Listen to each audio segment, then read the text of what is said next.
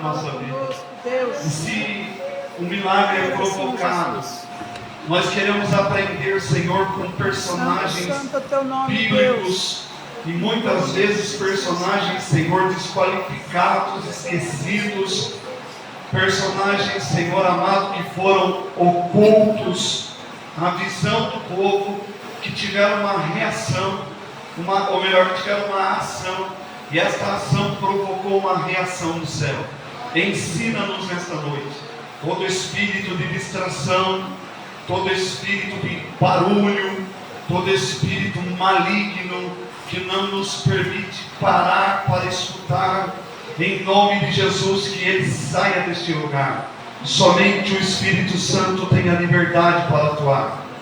Que nesta noite o Senhor seja mais uma vez bem-vindo em nossos corações.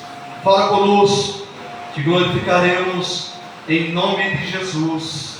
Amém. Boa noite, paz seja convosco. Amém. Segundo Reis, capítulo 7, verso 1 ao 15. Segundo Reis, capítulo 7, do verso 1 ao 15, diz o seguinte: Então disse Eliseu: ouve a palavra do Senhor. Assim diz o Senhor: amanhã, quase a este tempo, haverá uma medida de farinha por um ciclo, e 2 medidas de cevada por um ciclo, à porta de Samaria.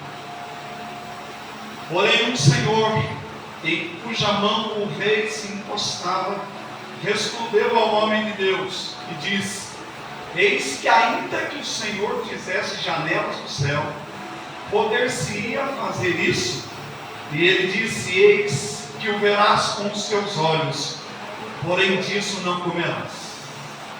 E 4 homens leprosos estavam à entrada da porta, os quais disseram uns aos outros: Para que estaríamos nós aqui até morrermos?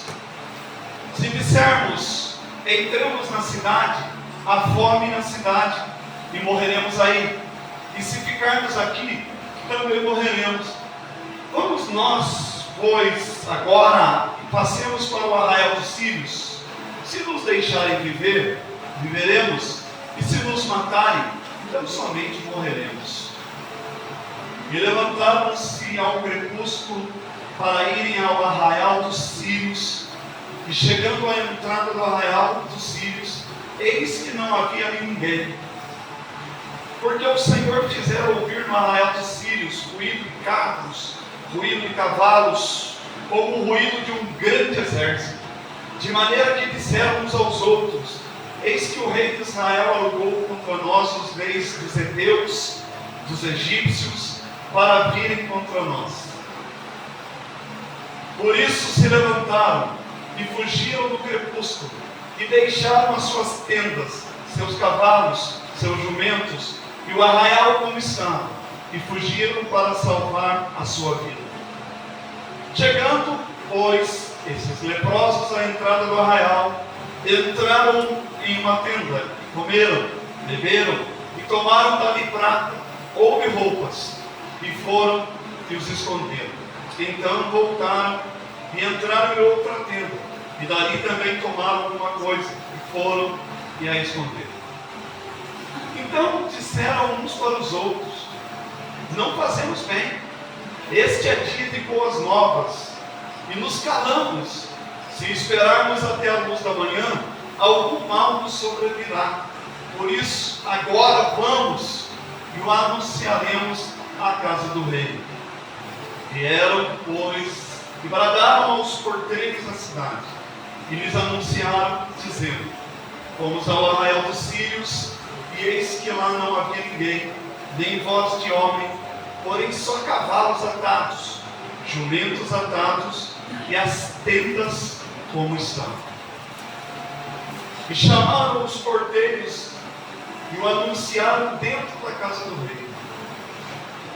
E o rei se levantou de noite e disse aos seus servos: Agora vos farei saber o que é que os sírios nos fizeram. Bem sabem eles que esfaimados estamos, pelo que saíram do arraial, a esconder-se pelo campo, dizendo: quando saírem da cidade, então os tomaremos vivos e entraremos na cidade. Então um dos seus servos respondeu e disse: tomem-se, pois, 5 dos cavalos que restam aqui dentro. Eis que são como toda a multidão dos israelitas que ficaram aqui. E eis que são como toda a multidão dos israelitas que já pereceram. E enviamos-los, e vejamos. Tomaram, pois, 2 cavalos e carro, e o rei os enviou com mensageiros após o exército dos sírios, dizendo: ide e vede. E foram após eles até o Jordão, e eis que todo o caminho estava cheio de roupas, de aviamentos, que os sírios, apressando-se, lançaram fora. E voltaram os mensageiros e anunciaram ao rei. Bem, podemos assentar. Nós, na segunda quinta-feira, Provocadores de Milagres, nós vamos ver um grande milagre que Deus operou através de 4 homens improváveis. Nós sabemos que esse foi um dos piores tempos de seca. Depois desse, só foi a seca em que o profeta Elias, quando ele foi lá alimentado por porcos, bebia água de ribeiro, pois o ribeiro secou, ele foi enviado e uma viúva o sustentou. Aquela foi a pior, que durou 7 anos. Isso aqui foi um cerco. E todas as vezes que alguém cercava uma nação, que uma nação cercava a outra, o intuito era envergonhar a nação, não permitindo que ela saísse da sua cidade. Todas as cidades antigamente, como na época do veterotestamentário, cidade veterotestamentária, ela era cercada por muros para a preservação da sua população e dos seus plantios. Então, os sírios, eles deram-se contra Israel. E quando eles chegam, a primeira coisa que eles fazem, eles tapam as entradas de água. Eles desabastecem a água da cidade. Ou seja, a água que eles teriam para tomar seria a última. Ou eles se renderiam, ou morreriam de sede. Não tendo água, todo o plantio é perdido. Principalmente em uma área, geologicamente falando, muito quente. Eu estive em Israel na primavera. É a melhor época para se estar em Israel. E o sol da primavera é escaldante. O inverno é rigoroso, com frio, outono e inverno rigorosíssimos, com frio que vai até menos 8 graus centígrados aproximadamente. O verão é calor intenso. A parte mais amena de Israel do ano é a primavera. E quando eu estive lá, eu pude estar e ver as muralhas da cidade de Davi e também ir nas ruínas dessas muralhas no Muro das Lamentações em Jerusalém. É imponente, só um pedaço de lá dentro. Então quando a gente olha e fala assim, meu Deus, isso era intransponível. Para a época, como que foi erguido isso? Como que isso foi colocado em pé na altura que é, na espessura que é? Sem maquinários, sem argamassa, era bem encaixado e ficava algo impenetrável que protegia a cidade. Então eles estavam ali arruinados e a seca, a fome chegou. E essa fome foi tão intensa que eles comiam cabeça de jumento. Se nós formos ver no versículo 28 e 29, chegou a ser praticado ali canibalismo. Olha, vamos matar o seu filho, nós comemos ele, e à tarde nós jantamos o seu. Aí a pessoa foi, matou a criança, fez o churrasco, o povo comeu, e na hora de matar para o jantar, escondeu-se a outra criança. O povo que era de Deus começou a praticar atos que Deus assim não concordava. Deus nunca concordou com o canibalismo. Lembra da filha de Jefté? A primeira coisa que sai da minha casa eu vou sacrificar. Na verdade, ele não a sacrificou, literalmente falando. Tanto é que ela disse: deixa-me chorar a minha virgindade.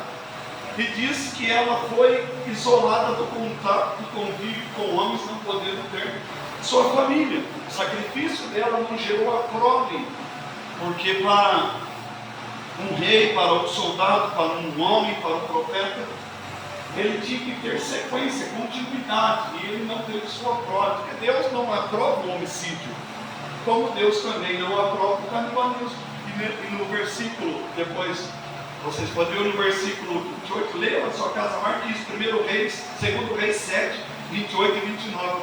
Esse canibalismo, ele foi praticado. Então era um tempo avassalador. Eles estavam morrendo de fome. Já não tinha mais o que comer. Já comeram até as crianças.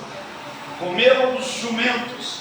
E tinha pessoas que pagavam caro por um saco de esterco de jumento. Comiam esterco de jumento. Era tão terrível esse cerco que Israel falou: não tem solução. Mas em meio ao cerco estava um homem de Deus. Em meio ao cerco havia um profeta. Porque não importa o estado de calamidade que a situação se encontre, se houver um homem, uma mulher de Deus, Deus está naquele lugar. Deus está naquele lugar. Deus está para transformar através desse homem. Nós tivemos um período terrível mundialmente, de 2020 até meados de 2022, que foi o período pandêmico, onde o medo tomou conta das ações.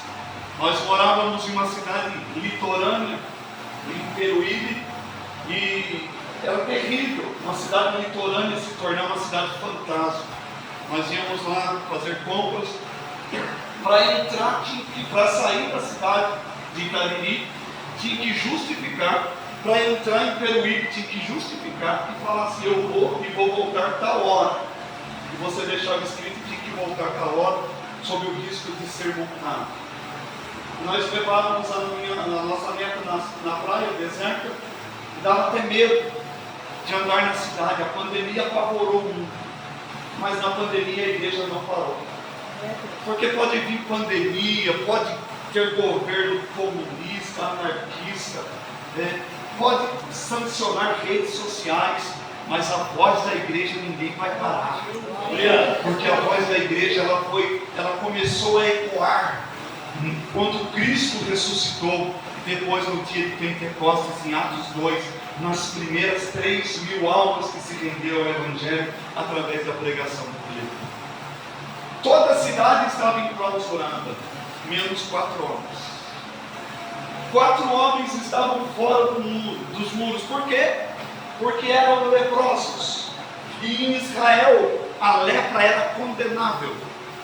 Todo leproso, quando ele viesse ter ao sacerdote, a manto do sacerdote, ele tinha que entrar na cidade gritando bem alto: o imundo está passando, o imundo chegou, saiam da frente, o imundo vai passar. E ele tinha que se autodeclarar imundo. Imagine a pressão emocional desses homens, a pressão psicológica de ser afastado da família, dos amigos, afastado de uma cidade, morando em cavernas chamada leprosários, onde apenas os leprosos ficavam um pior que o outro.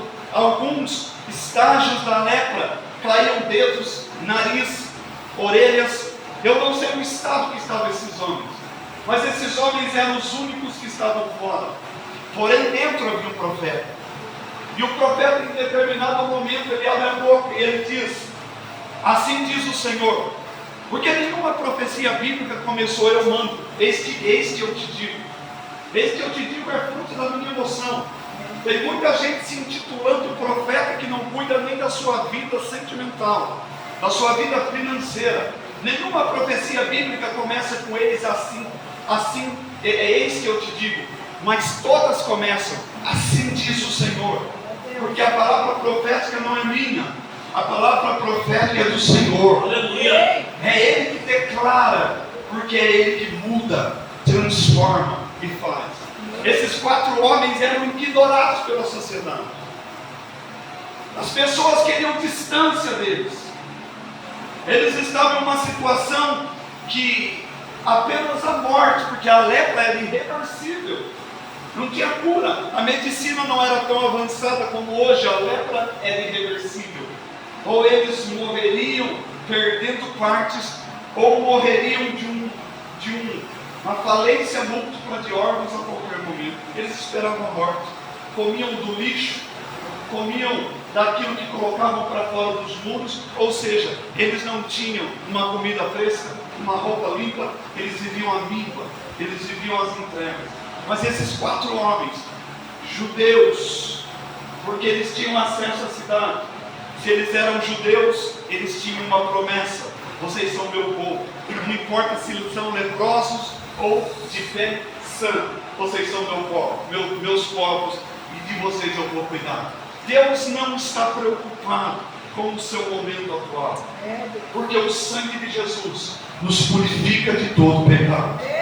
Porém, eu tenho que reconhecer que eu estou errado, me arrepender e transformar a minha vida, para que Ele possa, na sua infinita misericórdia, me trazer das trevas para a sua maravilhosa luz. Então esses homens, agora eles estavam ali, e de repente, eles tomam uma decisão.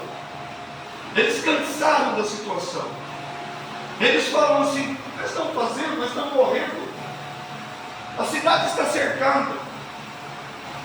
Vamos nos entregar aos sírios. Se nos deixar viver, amém. Se não deixar, um favor que faça. Se nos matarem, eles vão abreviar o nosso sofrimento. Nós não temos nada que perder. Vamos nos fazer vistos por Ele. Nós chegamos levantando as mãos, porque na Cisjordânia ou na Palestina não tinha essa lei anti-leprosados, somente Israel, era uma lei estipulada por Deus. Ali nós vamos ser pelo menos recebidos. Se nos matar, é uma vez só, caímos, morremos e acabou. E com essa fala eles tomam 4 decisões que provocam um grande milagre. O profeta disse: amanhã, nesse horário, nós vamos comer abundante. Nós vamos ter roupa, ouro, prata e muita comida. Aí alguém fala assim: porque tem sempre um filho do capeta que se acha maior que a voz de Deus. Duvido. Nem que Deus abra janelas no céu, não teria comida. Aí o profeta olha para ele e fala assim: pois é, pois você vai ver, mas não vai comer.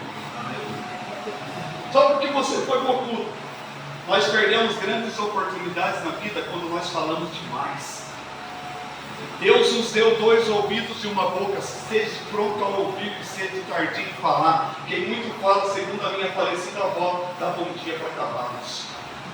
Agora eles tomam algumas decisões e eles descobrem 4 segredos para provocar o milagre, porque Deus precisava de um provocador de milagre. A palavra profética foi dada, a palavra profética foi lançada, mas agora precisava de um provocador, alguém que provocasse, alguém que fizesse o milagre acontecer.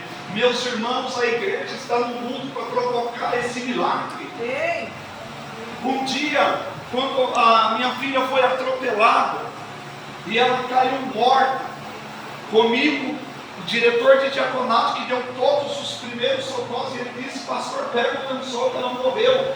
Os olhos virados, sem batimento cardíaco, sem respiração, com tudo arrebentada devido àquela pancada que ela levou de um carro em alta velocidade. Nós estávamos orando, na verdade eu estava orando há 21 dias dizendo: eu conheço o Deus que cura surdos. Eu já vi, o Senhor já fez isso no meu ministério. Eu conheço o Deus que levanta paralíticos, porque o Senhor já fez isso também no nosso ministério. Eu conheço Deus que engravida estéreis. São 7, se eu não estou enganado, estéreis que engravidaram através do nosso ministério. Mas eu nunca vi o Deus, eu não conheço o Deus que ressuscita mortos. Eu preciso conhecer, eu quero conhecer esse Deus. Aí o Espírito Santo fala, então vai orar. Ora nesse propósito. Durante um tempo, uma batalha espiritual até que chegou a Páscoa. Na sexta-feira nós iríamos ter o Sermão da Montanha, em São Paulo. Nessa época eu era pastor na cidade de Jacareí. E na quinta-feira era o nosso culto. Eu fui começar aquele culto, eu estava meio impaciente. Eu sabia que ia acontecer alguma coisa, mas não sabia o que. E de repente, eu tenho 3 filhos, o Felipe, a Flávia, que é a mais velha, e a Fernanda, que está no Japão hoje. E de repente, o Felipe com a Flávia entra gritando dentro da igreja, a Fernanda vai atropelada, a Fernanda vai atropelada. Nós éramos pastores numa avenida muito movimentada na cidade de Jacareí, e tinha um lugar que eles compravam doce do outro lado da rua, só que eles estavam acostumados ali. Minha mãe chega a dar R$1 para eles, eles vão atravessar. Minha filha mais velha pega na mão de um, na mão de outro, olha para cá, não vem ninguém, porque aqui estava fechado o semáforo. Um alcoólatra, alguém alcoolizado, ultrapassa em alta velocidade, está no meio dela, cai morta, destruída. Naquele momento, quando eu cheguei diante daquele corpo, o meu coração ele parou assim, ele não teve atitude. Eu não tive atitude. O Espírito Santo falou, não queria conhecer o Deus que ressuscita mortos. Põe a mão no peito dela e manda o Espírito voltar. Põe a mão, eu dei logo um murro no peito, desfibrilei aquele peito. Volta a viver em nome de Jesus. E nesse momento os olhos voltaram ao normal, a respiração, os batimentos cardíacos. Levamos para o hospital, uma junta de... Tinha 7, né?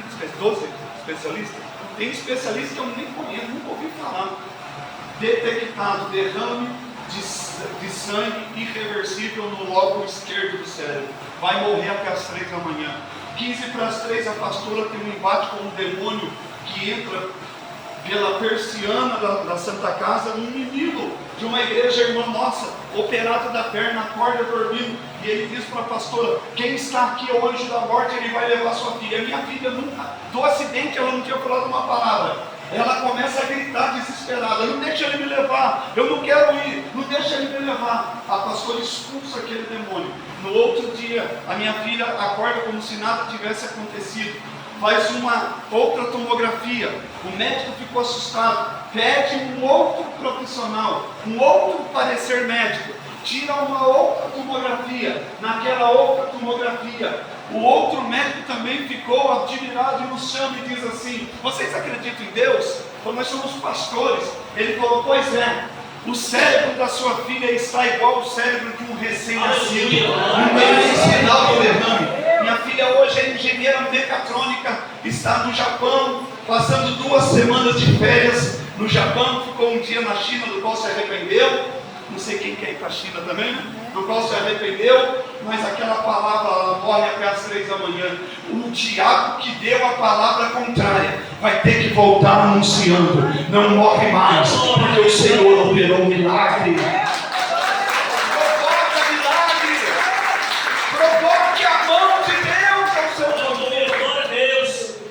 Agora aqueles 4, eles vão, e eles não olham a sua limitação, e eles falam assim, peraí, nós temos que ter coragem, vamos vencer o medo, vamos vencer a lepra, vamos no arraial dos sírios. Aí conforme eles vão caminhando, a Bíblia diz que os sírios escutam um tropém, vazam, fogem. Vocês querem saber o que aconteceu?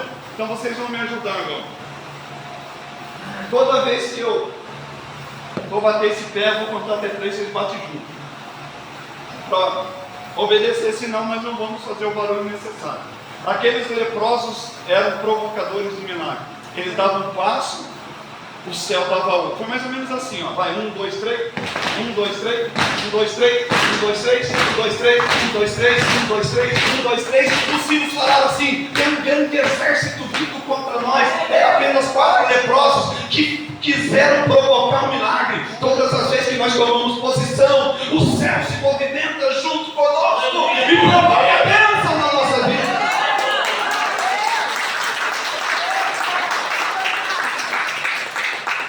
Mas o medo, até mesmo às vezes a ignorância do não conhecer o poder que há em nós. Há um poder imenso sobre a nossa vida. A Bíblia diz que o Espírito habita em nós, que o Senhor nos cerca pela esquerda, pela direita, por cima, por baixo. Nós estamos guardados pelo Senhor.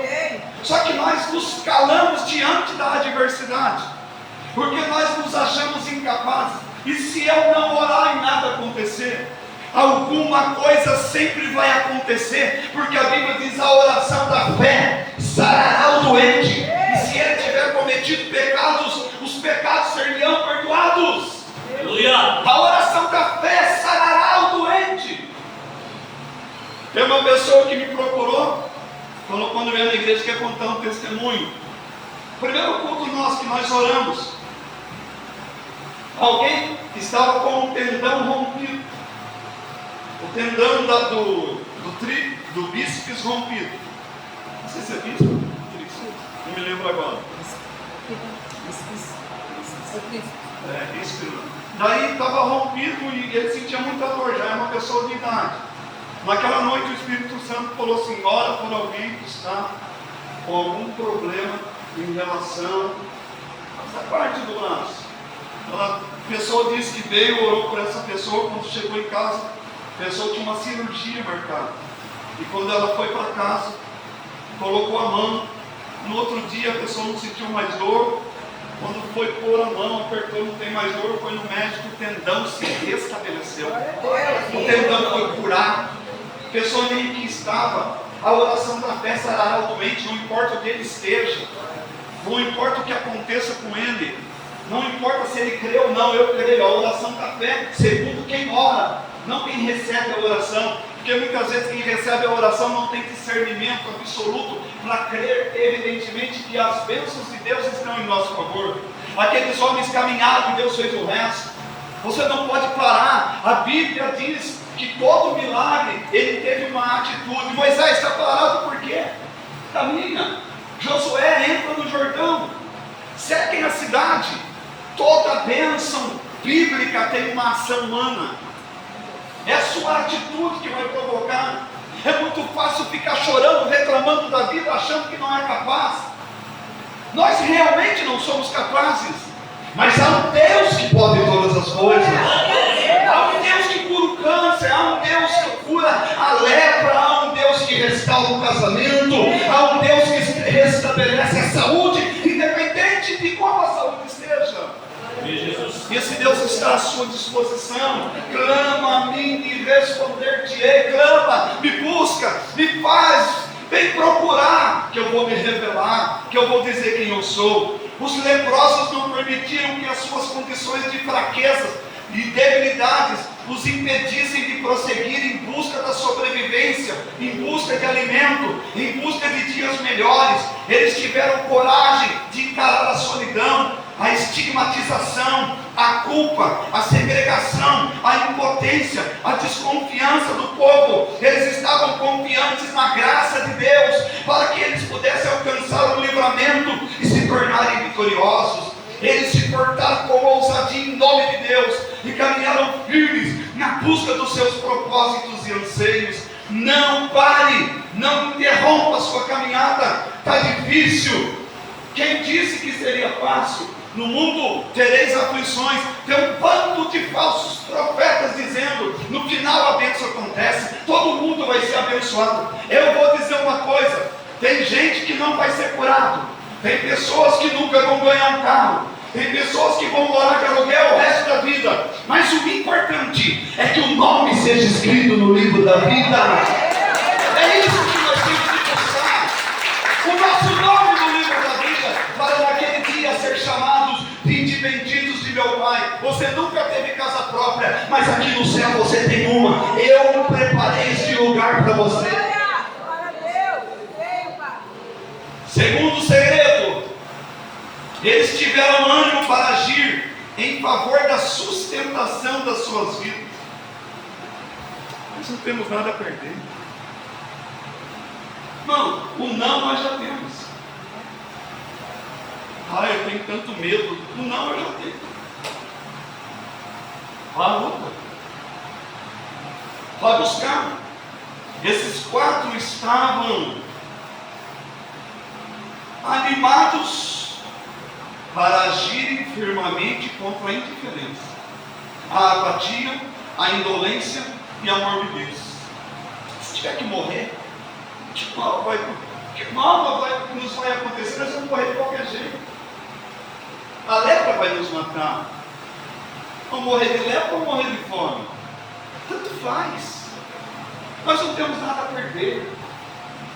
Vamos para cima. Vamos seguir adiante. Irmãos, nós não temos nada a perder.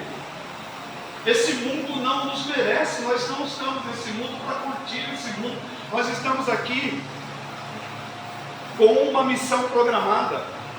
Tem gente que acha que vai viver nessa terra o resto da vida. Aí quer. O que Jesus disse, não ajunteis tesouro nessa terra. Tem gente que acha que nunca vai morrer. Compra um carro, compra uma casa, compra outra casa, põe dinheiro no banco, investe no dólar, investe no ouro, investe nisso, abre um negócio. Aí chega o infarto. Você estava vendo uma reportagem de um menino de 14 anos jogando futebol. De repente o menino foi um infarto, ele caiu e morreu. Um outro fisiculturista de 27 anos, cheio de saúde, foi levantar, deu um infarto e morreu também. Depois das sagradas picadinhas que nós tomamos, a nossa saúde defragou. E todos nós aqui corremos risco disso. Tem até 2 exames que eles pedem para a gente pagar para fazer, sobre mapeamento genético, que vai falar, você corre um risco, porque você tem uma tendência à embolia.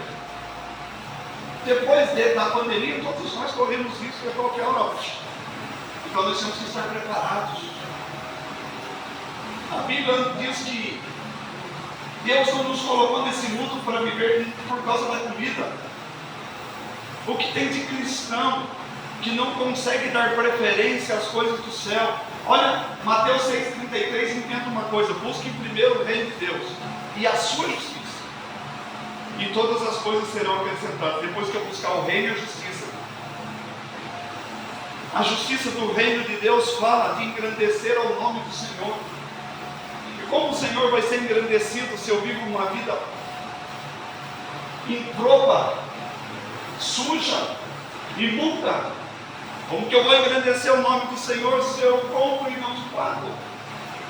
Como que eu vou engrandecer o nome do Senhor se na minha casa a briga é constante? Como que o meu vizinho vai para a igreja se ele só ouve o que não convém da parte da minha casa? Nós precisamos consertar a nossa vida. A lepra aqui está falando do pecado. Deus nos chama como estamos, mas Ele não quer nos deixar dessa maneira. É preciso colocar a vida em dia. A pessoa que diz assim, não, eu não mudo porque eu sou sistemático. Quem não muda não alcança o céu. Nós viemos do crime, nós viemos das drogas, nós viemos de um mundo que não tem piedade. E o Senhor mudou a nossa vida e tem nos mudado nesses 24 anos como pastor titular. 24 anos vendo os milagres de Deus, onde não tinha alimento e Deus proveu, onde não tinha recursos e Ele proveu. Esse Deus é imenso, esse Deus é tremendo, esse Deus é fantástico, mas Ele conta contigo independente do estado que você esteja. Se nós juntarmos todos os cristãos, não, vou fazer o seguinte, se juntarmos todo mundo que vai à igreja aqui, não dá 10% dessa cidade. Agora, se nós formos juntar todos os convertidos das igrejas, de todo mundo que vai na igreja, 10% apenas está convertido, porque está vivendo o evangelho que abençoa, o evangelho que dá casa, o evangelho que dá que dá comida, o evangelho que não se preocupe em mudar, não. Eu vivo o evangelho que transforma, que renova, que modifica, onde eu preciso mudar a minha mentalidade, porque a mentalidade do céu não é a mentalidade da terra. É o evangelho do arrependei-vos, convertei-vos. Mas eu não gosto desse evangelho, porque ele me ofende. O evangelho não ofende, o evangelho confronta. Aqueles leprosos foram confrontados com a situação que eles se encontravam. Quando Deus quer mudar uma história, Ele confronta o ser humano. Quando Deus quer mudar uma situação, Ele confronta a atitude. Eu não tenho tempo para Cristo. O que é Santa Ceia mesmo? Tem gente que não respeita nem a Santa Ceia, que é um dos mandamentos, é sacro. Só há duas coisas na Bíblia que são ornamentos ou ordenanças de Cristo: batismo nas águas e Santa Ceia. Por que o pecador não vai para as águas? Porque o pecador está como um porco, achando que é ovelha, enquanto rola confortavelmente na lama. Nós precisamos ser ovelhas de Cristo, transformados por Ele. Chega de brincar de igreja. Nós somos a igreja vencedora, militante, que vai alcançar a glória.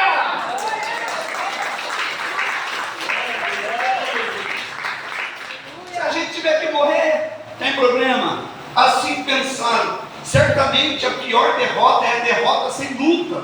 É quando nos entregamos, é quando não conseguimos dar sequer senso de defesa. Não devemos nos intimidar diante dos desafios da vida. É preciso enfrentar os problemas e adversidades com uma animada ação. Olha como é que você está. Eu não estou bem, não. Não precisa mentir que está tudo bem. Tem de crente mentiroso? Mas você está, irmão, eu estou na prova, estou feliz. Quem é feliz passando fome? Quem é feliz comido pela doença? Eu estou na prova, não estou satisfeito, porque eu tenho um Deus que tem o melhor para me dar. Estou feliz em estar na prova. Você está feliz? Então continue. A minha dor de cabeça, se é sua, então é sua. Então nós temos que mudar a nossa história. É preciso enfrentar os problemas. A única maneira de enfrentar as tragédias é com ânimo. Por hoje, leu a Bíblia hoje? Buscou o Senhor hoje? Ânimo para lutar. Saia da zona de conforto e seja proativo. Sabe o que as empresas procuram hoje nos jovens? Proatividade. Eu só fui contratado para pegar isso aqui. Aí tem papel no chão e passa por cima. Proatividade é fazer até o que não me manda. É fazer o que eu não quero. Porque a proatividade não se aprende, a proatividade está dentro de nós. Deus quer cristãos proativos. Cristão que não precisa de um microfone para pregar, porque os presídios estão aí, porque os pecadores estão na praça. Primeiro sábado agora nós vamos para a Praça Central, nós vamos para a Praça da Bíblia, agora nós vamos para a Central, depois nós vamos para outra praça e vamos anunciar o Evangelho de casa em casa nessa cidade. Sabe por quê, irmãos? Igreja não é isso daqui. Igreja vem de eclésia, tirados para fora. Igreja é lá fora. É lá fora que a igreja que é fácil pregar para vocês. Vocês conhecem o Evangelho. Igreja é lá fora. E como que eu prego lá fora? Se eu não me engano, Finney,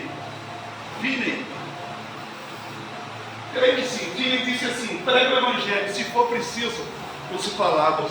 O Evangelho é pregado com o seu testemunho pessoal, na escola, no trabalho, onde quer que você esteja, porque não adianta eu aqui falar em línguas e lá fora ter uma língua muito estranha, fofoca, mentira, calúnia, difamação.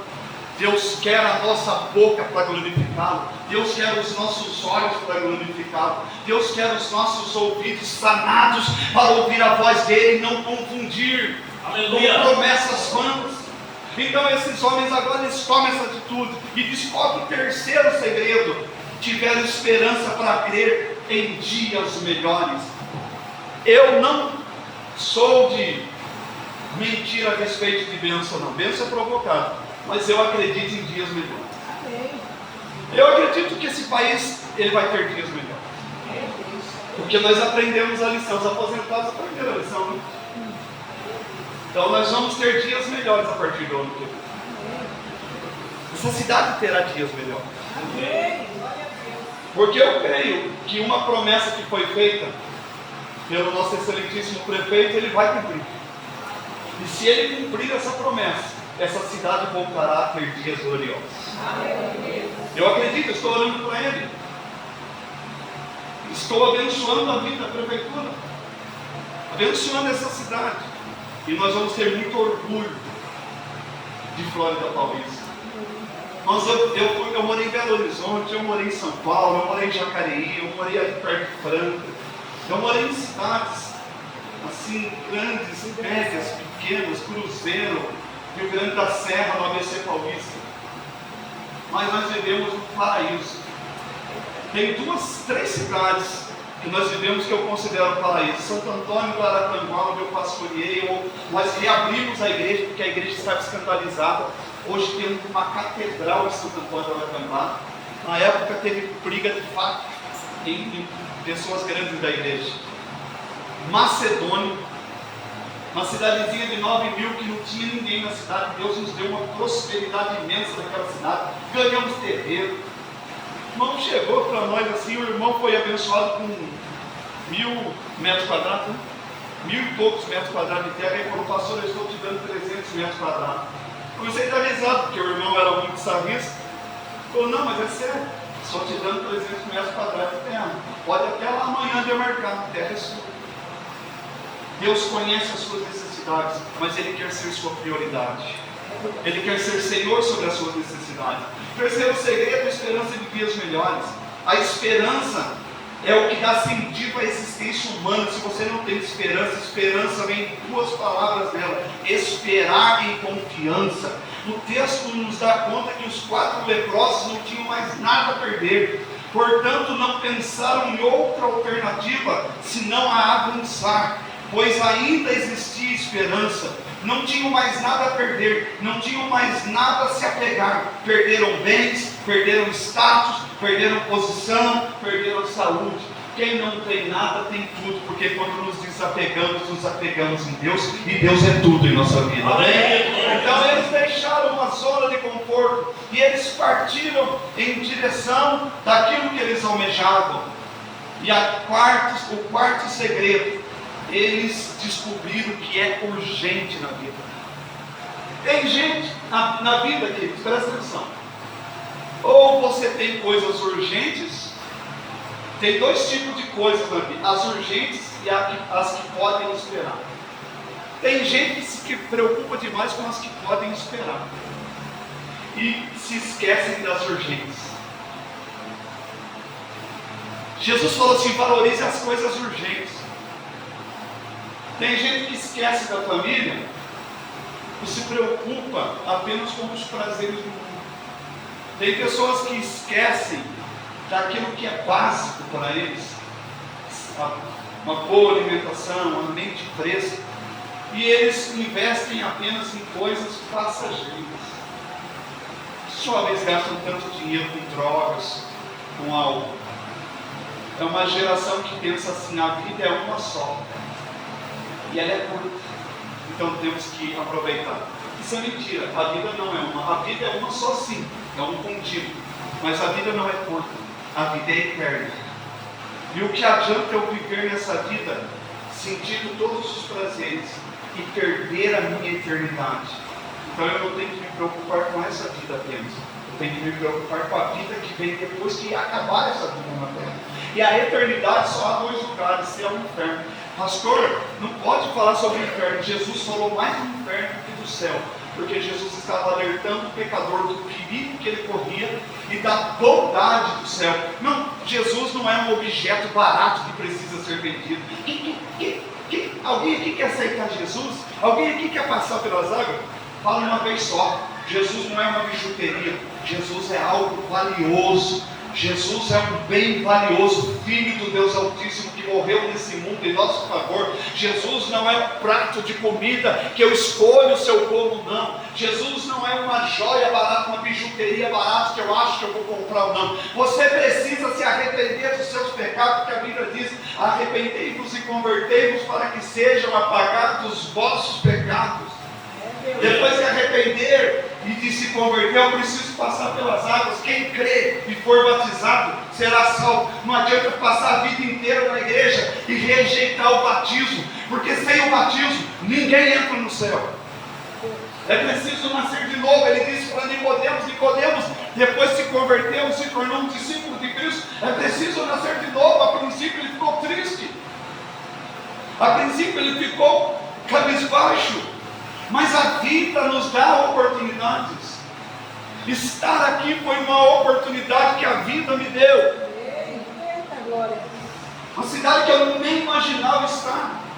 Do jeito que aconteceu, a mensagem que eu recebi em outubro e fui ler só em novembro, eu não imaginava estar aqui. Eu não imaginava chegar a essa igreja.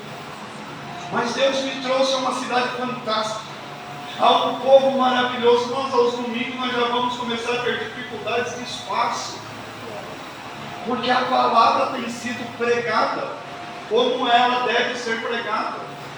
Ninguém aqui vai ser enganado. Deus tem poder de te enriquecer? Tem. Deus tem poder de curar? Tem. Deus tem poder de te multiplicar e abençoar o seu pagamento para que você ganhe mais e compre seu carro, sua casa? Tem. Deus tem poder, mas Ele não precisa fazer nada disso, porque a Bíblia diz: porque Deus amou o mundo de tal maneira que enviou o seu único Filho, para que todo aquele que nele crê não pereça, mas tenha a vida eterna. É a vida eterna que interessa. Essa vida é feita de oportunidades. Não desperdice as oportunidades, porque realmente a vida terrena é curta, mas a vida que vem depois da morte é eterna. E para esse lugar que nós vamos escolher, para onde vamos, você precisa ter foco. Amanhã vai ter um culto, amanhã vai ter um churrasco. Cancela o churrasco. Jesus tem que ser prioridade. Amanhã vai ter um feriado prolongado aí, e agora o que eu faço? Eu queria ir para a praia, mas vai ter uma campanha. Vá na campanha. Jesus tem que ter prioridade. Eu tenho uma opinião comigo: trabalhador que trabalha nas férias, pega e vai descansar. Pega uns 10 dias que seja, faz uma viagem com a família, relaxa a cabeça. Mas não invente férias o ano inteiro. Nós tiramos tudo que é de Deus.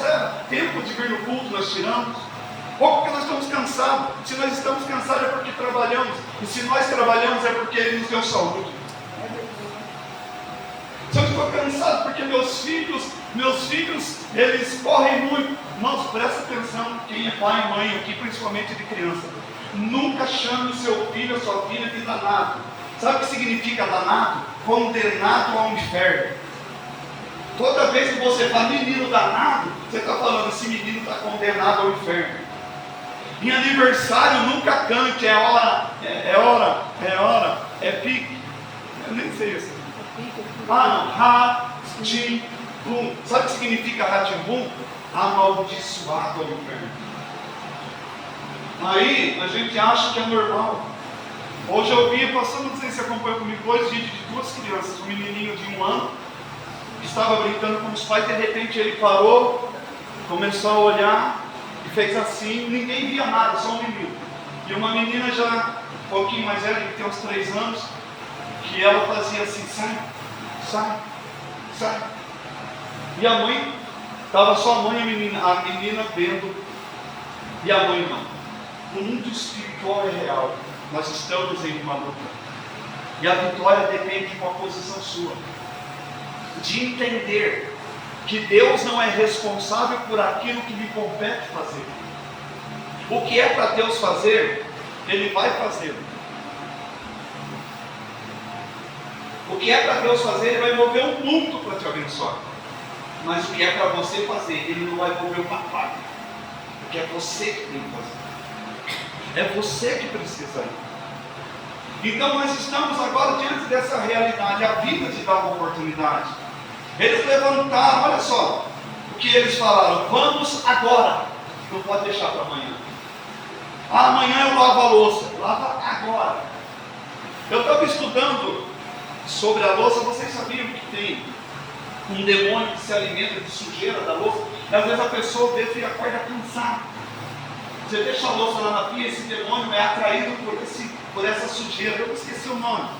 E a pessoa está acordando cansada, irada, e não sabe por quê. Lava a louça. Segundo, levantou, arrume a cama. Terceiro, varra a casa, deixa a casa limpa. O espírito de imundícia, ele chega e faz morada e não vai mais embora. E não sai com oração. Precisa ir lá, fazer a parte. Tem gente que consegue dormir sem tomar banho. Misericórdia, numa cidade quente como essa. Nem Itapeva, que nós pegamos menos 2 graus, eu não conseguia passar de um dia para o outro sem tomar banho. Me incomodava, me dava coceira. Um dia nós chegamos de uma vigília, se não me engano, não sei de onde nós chegamos, um frio terrível. E eu falei assim, eu vou dormir amanhã cedo, eu acordo no banho, não consegui, tive que levantar, tomar um banho. E o nosso chuveiro era uma benção, ele esquentava quando estava quentinho, esfriado, aquele frio terrível.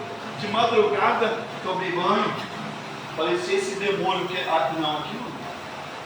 Então toma cuidado, guarde a sua vida, guarde a sua casa, ore pelos seus filhos. Vamos agora, outra coisa que eles falaram, levantaram-se ao anoitecer. Eles não esperaram amanhã, eles não esperaram o dia clarear.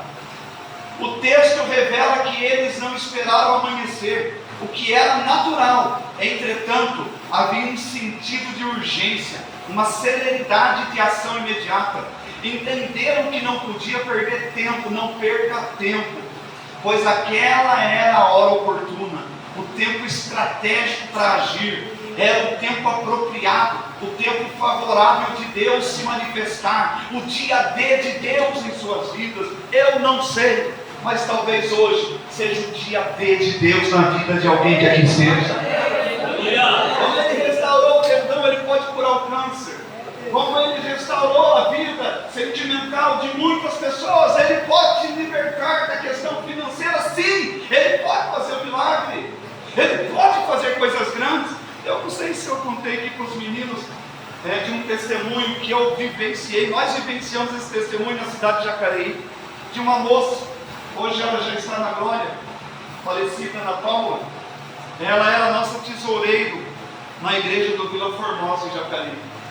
E a Ana Paula, ela era administradora de uma rede de madeireiros. Ela ficava com a chave de todos os madeireiros. Todo o dinheiro passava na mão daquela menina. Uma moça de 20 e poucos anos, responsável. Uma moça de 20 e poucos anos, mulher de Deus, casada, não tinha filhos, mas honrava a sua igreja, honrava o ministério, honrava a palavra. A Ana Paula, esse testemunho foi antes dela casar. A Ana Paula, ela foi financiar uma casa. Antigamente não existia essas casas do CDHU. Ela foi financiar uma casa.